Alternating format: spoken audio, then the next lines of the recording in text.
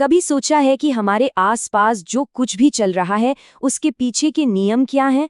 आज हम सीधी रेखा में गति की फिजिक्स के कह सकते हैं राज खोलेंगे और इसे समझने के लिए जो भी टूल किट चाहिए वो तैयार करेंगे। देखिए, घूमते हुए ग्रहों से लेकर हमारी नसों में दौड़ते खून तक हर चीज हर समय मोशन में है। पर इतनी सारी उलझी हुई चीजों को समझने के लिए हमें शुरुआत करनी होगी सबसे सीधी, सबसे आसान चीज से। वो क्या है? एक सीधी रेखा में गति। इसी को हम ऋजुरेखीय गति या रेक्टिलिनियर मोशन भी कहते हैं। तो चलिए फिर शुरू करते हैं। इस पूरे यूनिवर्स में मोशन को समझने से पहले हमें इसे डिस्क्राइब करने की, इसे बयां करने की एक भाषा सीखनी होगी। फिजिक्स में इस स्टडी को हम कहते हैं काइनेमैटिक्स। अब आसान भाषा में इसका मतलब क्या है? इसका मतलब है कि हम बस मोशन के क्या और कैसे पर ध्यान दे रहे हैं, क्यों पर नहीं। मतलब कोई चीज कैसे मूव कर रही है बस ये देख रहे हैं। उसे कौन सी चीज मूव करा रही है, उस फोर्स की बात वो हम बाद में करेंगे। अच्छा, तो हमारे टूलकिट में जो सबसे पहला और जरूरी टूल है वो है वेलोसिटी, यानी वेग। चलिए देखते हैं कि फिजिसिस्ट इसका इस्तेमाल मोशन को एकदम सटीक तरीके से बताने के लिए कैसे करते हैं।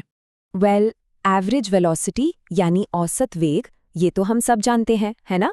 अगर कोई कार 2 घंटे में 100 किलोमीटर चलती है तो उसकी एवरेज वेलोसिटी हुई 50 किलोमीटर प्रति घंटा। सीधी सी बात है, ये एक पूरे टाइम पीरियड के दौरान का माप है। पर यहाँ एक बहुत मजेदार सवाल आता है। उस पूरी यात्रा के दौरान किसी एक खास पल में, मतलब ठीक उसी 1 सेकंड में उस कार की रफ्तार क्या थी? इसका जवाब पता है कहाँ है? इस ग्राफ में। देखिए, हम टाइम में 2 पॉइंट्स के बीच एक लाइन खींचकर एवरेज वेलोसिटी निकालते हैं। अब जरा सोचिए, अगर हम इन दोनों पॉइंट्स को और पास लाते जाएं, इतना पास कि वो लगभग एक ही पॉइंट बन जाएं। बस उस एक पल में उस लाइन का जो स्लोप होगा, जो ढलान होगी, वही हमें उस पल की वेलोसिटी बताएगा। और इसी को हम कहते हैं इंस्टेंटेनियस वेलोसिटी। हाँ, एक और बहुत जरूरी बात समझनी है, स्पीड और वेलोसिटी के बीच का फर्क। कार का जो स्पीडोमीटर होता है ना, वो हमें इंस्टेंटेनियस स्पीड बताता है, पर वेलोसिटी में डायरेक्शन यानी दिशा भी होती है। सोचिए, कोई एक गोल ट्रैक पर दौड़ता है और वापस वहीं आ जाता है जहां से शुरू किया था। क्योंकि उसकी फाइनल और स्टार्टिंग पोजीशन सेम है, तो उसका टोटल डिस्प्लेसमेंट क्या हुआ? 0। और इसीलिए उसकी एवरेज वेलोसिटी भी 0 हो गई। लेकिन जाहिर है, वो दौड़ तो रहा था, तो उसकी एवरेज स्पीड 0 से कहीं ज्यादा थी। ये एक बहुत बड़ा फर्क है। ठीक है, तो अभी तक हम बात कर रहे थे एक जैसी स्पीड की, पर असल दुनिया में क्या होता है? चीजें तेज होती हैं, धीमी होती हैं, है ना? तो मोशन में इस बदलाव को समझने के लिए हमें अपने टूल किट में एक नया टूल चाहिए, और वो है एक्सेलरेशन, यानी त्वरण। तो एक्सेलरेशन का सीधा सा मतलब है वेलोसिटी के बदलने का रेट। जब कोई कार की स्पीड बढ़ाता है तो वो एक्सेलरेशन है, और जब ब्रेक लगाते हैं तो वो भी एक्सेलरेशन ही है। बस वो नेगेटिव एक्सेलरेशन है, जिसे हम डिसेलरेशन भी कहते हैं। ये ग्राफ हमें दिखाता है कि एक्सेलरेशन असल में दिखता कैसा है। जरा ध्यान से देखिए कि ये पोजीशन टाइम ग्राफ ऊपर की तरफ कैसे मुड़ रहा है। इसका मतलब ये है कि चीज की स्पीड बढ़ रही है, उसका स्लोप, उसकी ढलान लगातार तेज होती जा रही है। ये पॉजिटिव एक्सेलरेशन का एक परफेक्ट विजुअल है। और अगर ग्राफ नीचे की तरफ मुड़ रहा हो तो इसका मतलब हुआ कि ऑब्जेक्ट धीमा हो रहा है। देखिए, स्लोप कम होता जा रहा है, फिर 0 हो रहा है और फिर नेगेटिव हो रहा है। ये नेगेटिव एक्सेलरेशन का एक क्लासिक एग्जाम्पल है। तो अब हमारे पास वेलोसिटी और एक्सेलरेशन दोनों के कॉन्सेप्ट्स हैं। अब हम इन दोनों को जोड़कर कुछ बहुत ही जबरदस्त और यूजफुल इक्वेशंस बना सकते हैं। यही है हमारा असली काइनेमैटिक्स टूलकिट। और ये कमाल की बात है, ये जो इक्वेशंस हैं, जिन्हें हम काइनेमैटिक इक्वेशंस कहते हैं, ये कोई जादू नहीं है। ये सीधे सीधे उन्हीं ग्राफ से निकल कर आती हैं जो हम अभी देख रहे थे। पहली इक्वेशन वेलोसिटी टाइम ग्राफ के स्लोप से आती है, और दूसरी इक्वेशन उसी ग्राफ के नीचे के एरिया से, जो हमें डिस्प्लेसमेंट बताता है। तो ये हैं वो 3 मेन इक्वेशंस। इनके साथ हम किसी भी ऑब्जेक्ट की फ्यूचर पोजीशन और वेलोसिटी का पता लगा सकते हैं।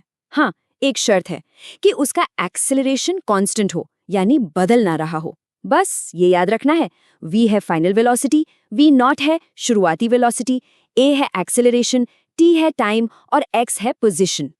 तो ठीक है, ये सारी थ्योरी तो बहुत बढ़िया है, लेकिन इसका असल दुनिया में क्या काम? ये क्यों जरूरी है?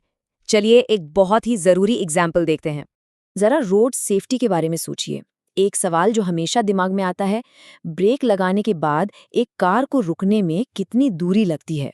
इस सवाल का जवाब हम अपने टूल किट की तीसरी क्वेश्चन से निकाल सकते हैं। और जब हम इसका मैथ करते हैं ना, तो एक बहुत ही हैरान करने वाली और ज़रूरी बात पता चलती है। स्टॉपिंग डिस्टेंस यानी रुकने की दूरी सिर्फ वेलोसिटी पर डिपेंड नहीं करती, वो वेलोसिटी के स्क्वायर के प्रोपोर्शनल होती है। और इसका मतलब क्या हुआ?